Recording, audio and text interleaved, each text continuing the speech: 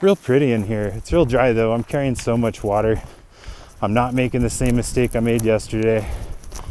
I will not run out of water again.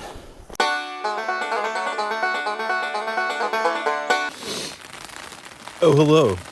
I didn't see there. I'm freezing cold.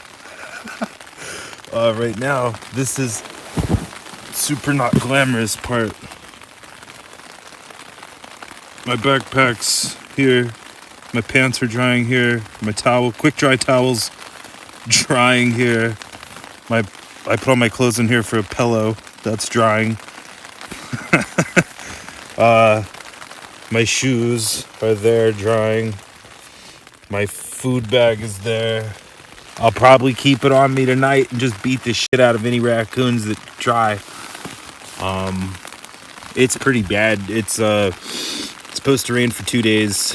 It has been raining, just like they said. Since I got packed up, I woke up at like 6. The clouds looked shitty, so I just got up, put everything in contractor bags, the stretchy ones. You want to keep your sleeping bag dry, or you will not sleep. You want to keep your electronics and your first aid stuff dry, probably, and your clothes. Everything else doesn't really matter. My waterproof bag is not waterproof anymore. All my stuff that's 10 years or older pretty much failed, except for the Sierra Design sleeping bag. Not taking it out till I need it. Just using my puffy jacket as a leg cover right now. But I hiked like 15 miles. It didn't stop raining. I found a really nice spot where I had cell signal, so I could look at some internet, call my wife, picking me up in 3 days from Kearney. I'm very excited to see my dogs. I'm loving these little mini breaks where I get to see my family. That's making this easy. But yeah, I think I'm just gonna get dumped on here all night. You shouldn't ever cook inside the tent. Don't cook in your tent. But and that can also suck all the oxygen out of your tent. You can asphyxiate. That's the number one reason not to do that. But if you open the vestibule and you have ventilation open in your tent, and you're comfortable with a certain level of risk acceptance, it's pretty sweet to cook in your vestibule while it's raining. I think I have one more Mountain House dinner left. I'm eating that tonight. Look at this. This is crazy. This is one of the craziest looking things I've ever seen.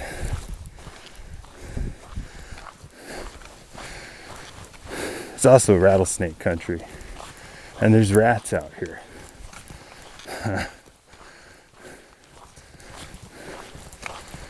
This is like I'm in Morrowind in the Elder Scrolls or something. Ooh, high pressure gas lines over there. That's always breaks the illusion of nature. But it's I think it's supposed to rain for like a day, but it's not bad. Beats the sun. Oh yeah, look, high pressure gas line.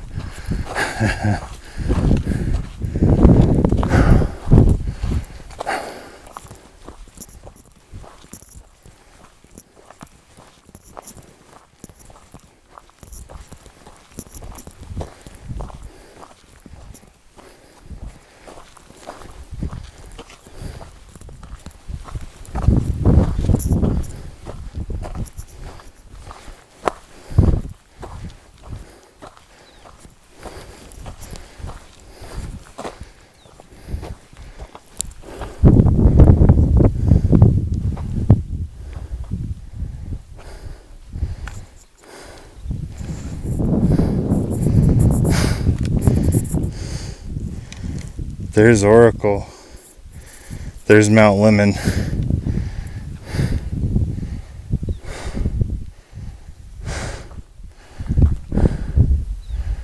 So I was coming down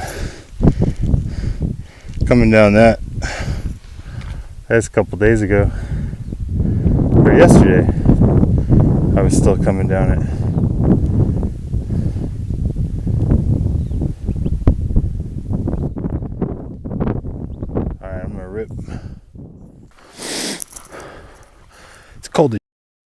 and then been powering through the desert all day.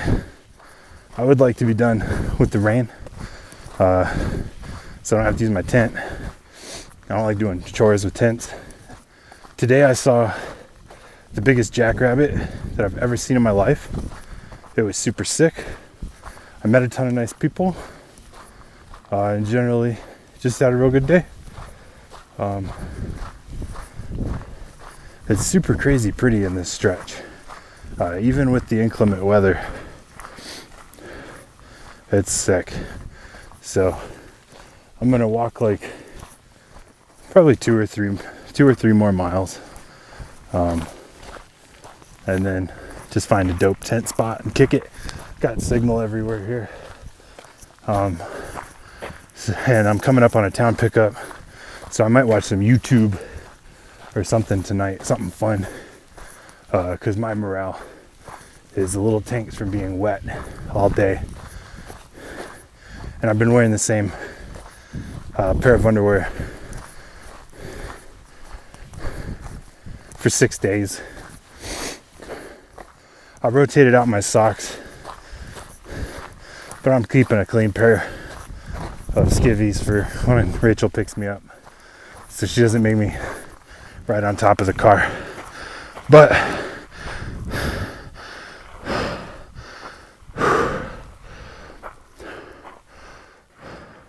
it's wild out here.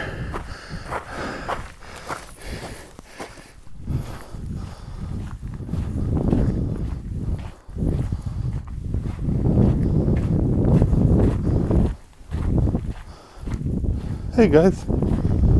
Hi. Moo cows. You're a big cow. Yeah. Hi moo cow. Hi moo cow.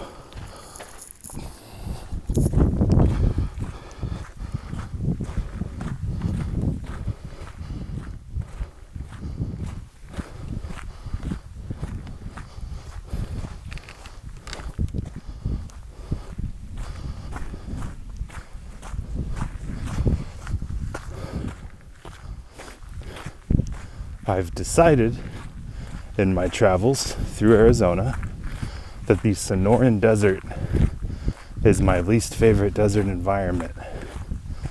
That's the desert around like Tucson. This, I think, is like a scrubland, which is like way better.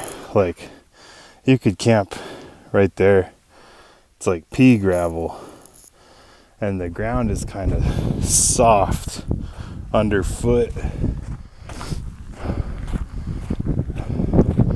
And the ground absorbs more water, it seems like, than the Sonoran Desert, as evidenced by the greenery.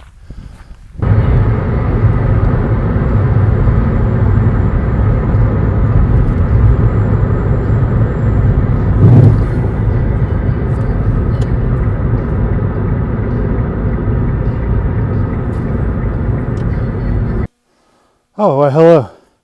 I didn't see you there. I'm back on the trail. I took 9 days off or 10 days off. That was a mistake. I drank way too much.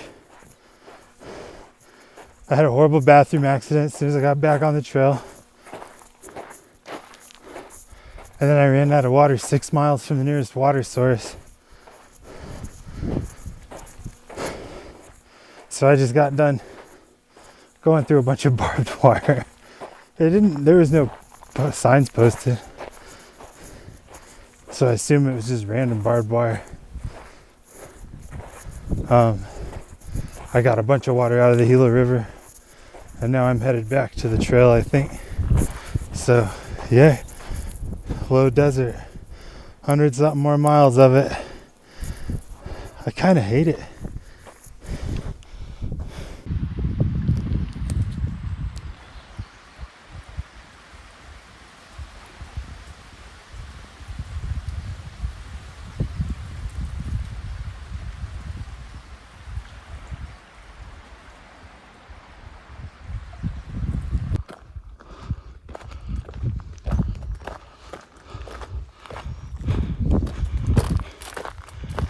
about a mile and a half away from the lowest point on the Arizona Trail.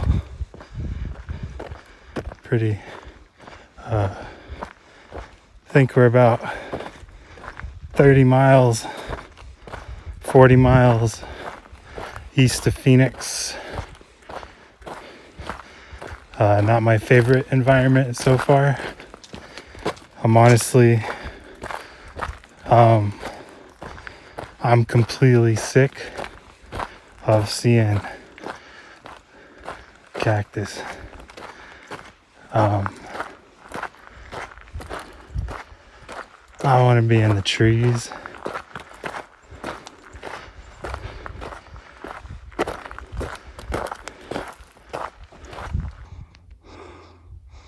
I was pretty salty earlier today, but it turns out going swimming in the Gila River down there, I guess where this hefty tree is, right here, hanging out with some cool people. I just sat there smelling Marlboro Lights, which was just about as good as smoking one. Sounds like some old man shit to say, but here we are. Took about a 2-hour break.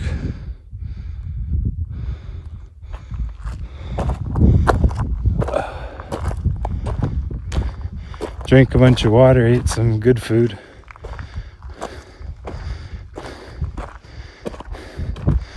Like a XXL Slim Jim type situation. And now I'm walking up this in the shade. I did get lost today.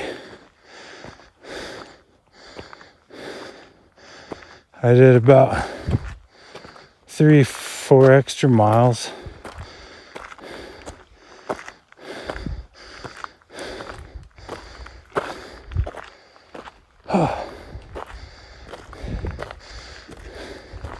I'm just hiking to somewhere I get signal. Haven't checked in a couple days. Well, I have via satellite, so just haven't talked to nobody.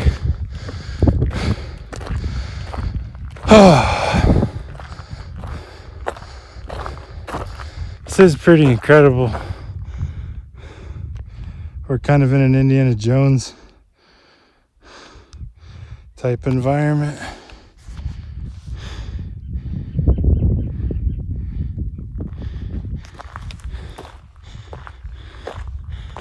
I'm gonna find signal. I got 5 liters of water, so that's kind of kicking my butt. Here's a pretty good episode of Where Did I Go to Sleep Last Night?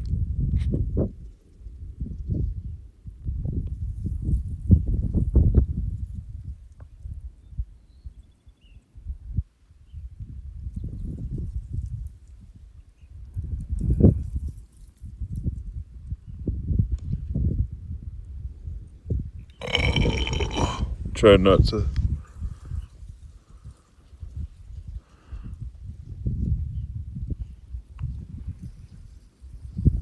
That's pretty sick.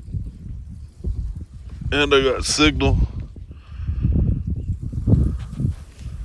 I feel like a merman with these things on.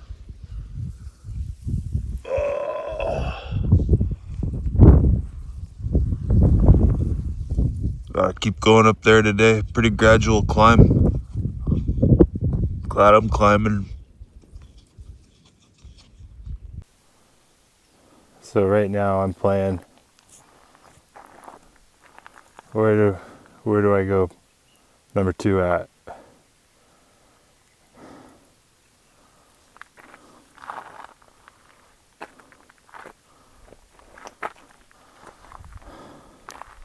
You don't want to go on an incline like this,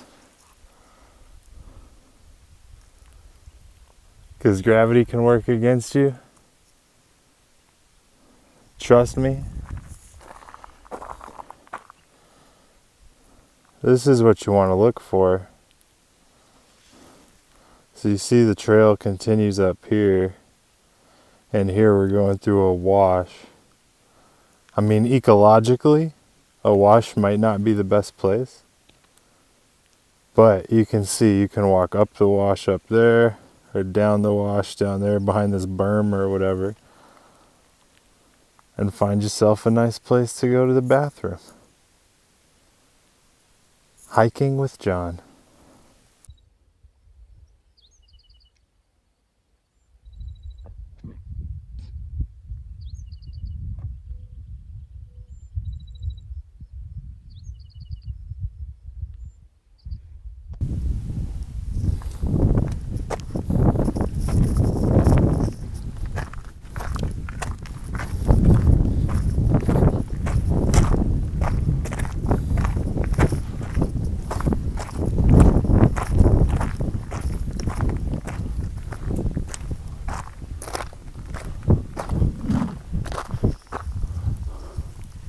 Can see the trail over there.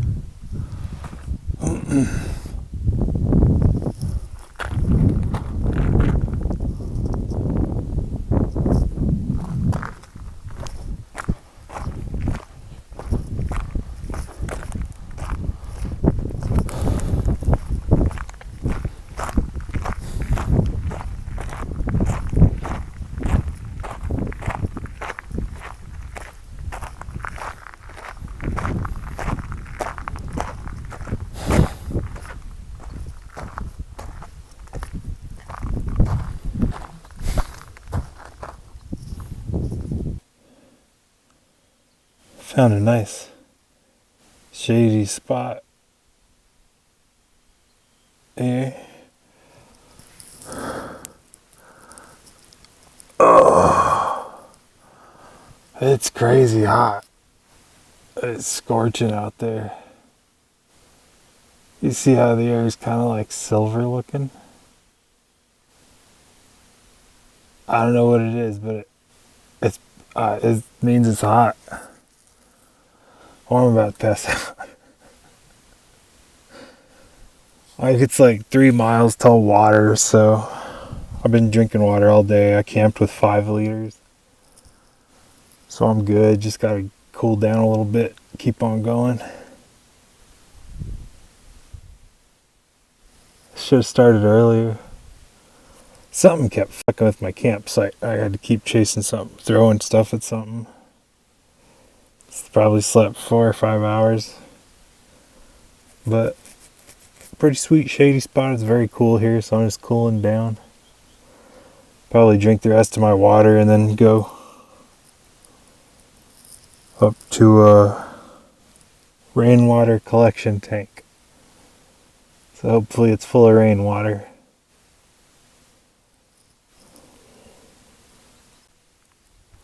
Don't know how well you can see, but just behind the mama cow there is a little tiny baby cow. Got a little cow here, little cow there, big cow there, little cow there. Pretty cool to see in the morning. I think I'm blowing up their spot.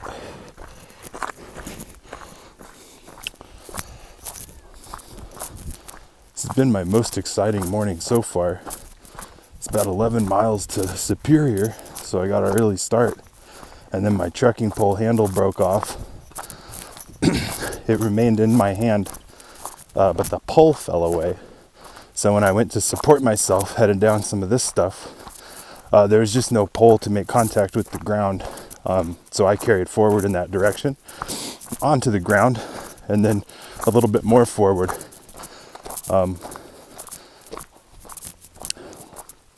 I don't think anybody even got to laugh at it. Nobody saw me, which I'm fine with. But first piece of relatively new gear to fail. I may have had the handle extended slightly past where it suggested, or in fact, it may have said stop in all capital letters and shown a picture of a pole breaking. So, Pariah, or whatever it's called, outdoor, their warning labels are accurate, turns out.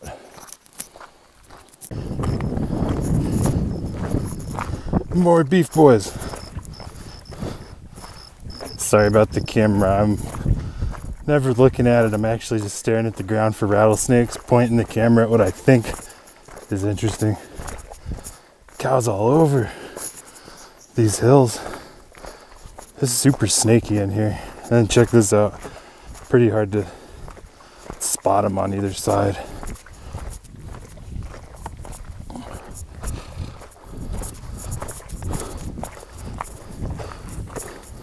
Kind of enjoying just using one trekking pole. It's kind of nice to have the other arm swinging. Oh, I gotta go right by these guys. Hi, moo cows. Hey, sweet cows. Oh, hello. It's okay. Hey. Hey, moo cows. Hey, moo cows. More of you? Well, I'm going past you. You don't have to get in the trail there, buddy. Hey, moo cows. Oh, it's okay. It's okay. It's okay. Yeah. You got some cool horns. You got some pretty cows. Oh, hello, moo cow. Hello. Oh, it's okay. Sorry, guys.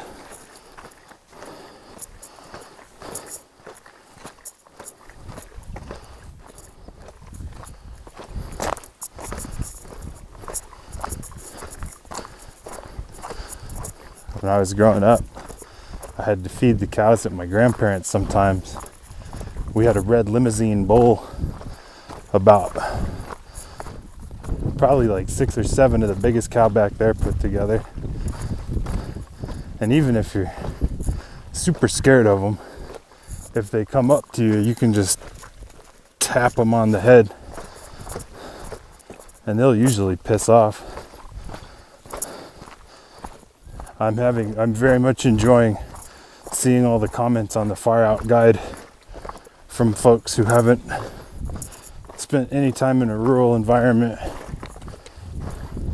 There was one comment that warned about a bunch of bulls around a water source.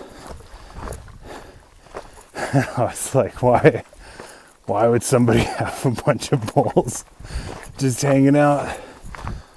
So I was sketched out, and I get to the water source, and it was just a bunch of heifers with horns. So just a bunch of nice ladies chilling by the water, just having horns. And then the males and females will have horns on longhorns.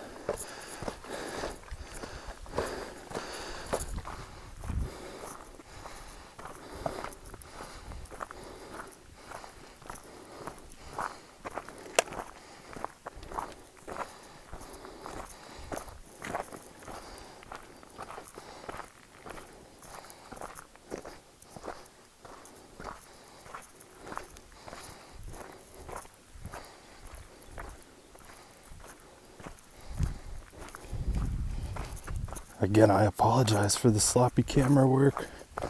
I'm looking for snakes. I saw one rattlesnake about an hour ago in a very narrow, rocky area.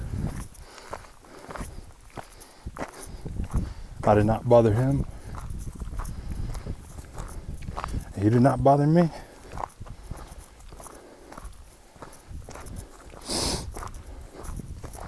Remember when I was a boy in Maryland, Fort Meade, my Uncle Andy came to visit. And we were just hanging out at this field near the house. And these bees came. And I freaked out. And, my instinct was we should kill them or do something. And he just let one land on him. I don't remember what he told me, but it was, something to the effect of, you don't bother them, they won't bother you. And that's a cool concept for humans. I just talked to some really nice people. I forget their trail names. One of them's conductor, an older gentleman, and then a nice couple. The lady's Polish, the fella's an American. They're really nice. Leaving Superior, if I were ever to hike this trail again, I would skip Kearney and just go to Superior and stay at MJ's. She's a wonderful lady. She made a beautiful, healthy, nutritious breakfast of a big egg scramble full of vegetables and mushrooms and potatoes and homemade blueberry muffins, and it cost only $20 to stay at her house. I guess I'm walking under like 177 or something.